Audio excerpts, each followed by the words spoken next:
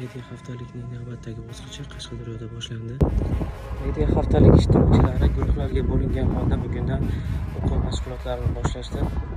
Ommaviy axborot vositalari islohotlarimizni eng nurli davomchilari, islohotlarimizni ko'zgusi, mani eng ishonchli kuchim. Biz oldin ommaviy axborot vositalarida eshitlarmidi, blogerlar bormidi, bunday internet bormidi, yo'q edi. Shuning uchun bilasizlarmi, bu ham bizni ongli ravishda tarbiyalayapti.